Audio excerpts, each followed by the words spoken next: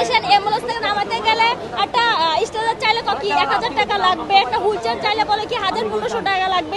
বাইরে যেমন যে ওই সামনে দেখা যায় যে অনেকগুলা ল্যাবরেটরি আছে, আপনার ওখান থেকে দিয়ে হেরে ওরা হচ্ছে যে ওখানে নিয়ে করা আছে। আমার কথা হচ্ছে কেন হসপিটালে থাকা অবস্থায় আমরা কেন বাইরে যাব? আমরা কেন বাইরে যাব? হসপিটালে যদি না হয়, কর্তৃপক্ষ যদি বলে যে না আমাদের এখানে এই টেস্টগুলো হয় না, তাহলে হ্যাঁ আমরা বাইরে যাব। ওই ক্ষেত্রে বাইরে যাওয়ার কোনো অসুবিধা নেই। থাকা অবস্থায় কেন আমরা বাইরে যাব? আমার কথা হচ্ছে যেটা দালাল চক্রের সাথে আপনার জড়িত কারা? দালাল চক্রের সাথে জড়িত তো এখানকার স্টাফরা মিলেই তো দালাল চক্রের সাথে জড়িত, তাই না? দালাল তো আর জানে না যে এটা কোন জায়গায় কি আসল বিষয়, তাই না? এখানকার মানুষগুলাই হচ্ছে যে আপনার মেন উদ্দেশ্য। আপনাদের কি কি হয়রানি করে তারা?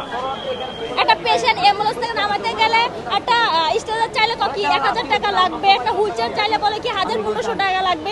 আর এ ব্যাপারে এই জিনিসটা চিন্তা করে না, মানুষ মৃত্যুর মতো যুদ্ধ করতেছে। টাকার কাছে কি মানুষের মূল্যটা কি একদম মনে হয় যে কম হয়ে গেছে, পানির মতো হয়ে গেছে। মানুষের কোনো মূল্য নাই, বরং একদম পানির মূল্য আছে, মানুষের মূল্য নাই। একটা অসুস্থ পেশেন্টের কোনো মূল্য নাই হসপিটালে। বিশেষ করে সরকারি হসপিটালগুলোয় এই ধরনের সমস্যা। ওরা আসলে আপনাদের কোন জায়গায় নিয়ে যায়? ওরা হচ্ছে যে সামনে যে পপুলার আছে, আপনার অনেকগুলো ইয়ে আছে, আপনার ডায়াগনস্টিক সেন্টার আছে, ওখানে ওনারা নেন।